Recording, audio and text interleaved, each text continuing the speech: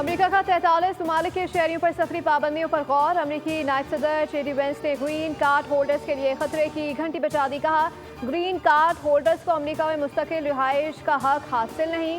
हुकूमत किसी को मुल्क बदर करने का फैसला करे तो उसे रोकने का कोई कानूनी हक हासिल नहीं होगा। ये मामला बुनियादी आज़ादी इजहार का नहीं बल्कि कौमी सलामती का है।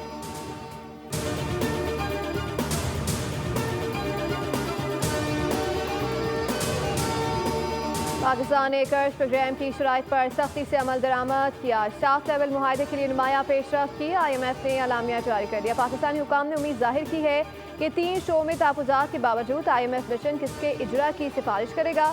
IMF ने कहा है कि मज़ीद बातचीत ऑनलाइन जारी रहेगी। वज़ीर ख़जाना मोहम्मद औरंगज़ेब का IMF अलामिया पर बयान। कहा, IMF बॉक्स से मुस्बत बातचीत हुई, आगे भी जारी रहेगी। आइंदा दिनों में बातचीत से नताइज मिलेंगे।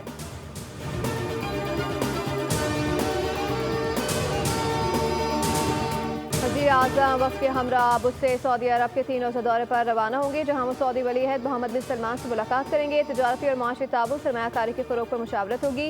नायब वज़ीर आज़म और वज़ीर ख़ारजा इसहाक़ डार हमरा होंगे। दौरे में मुख्तलिफ़ शो में सऊदी सरमायाकारी पर मुशावरत होगी।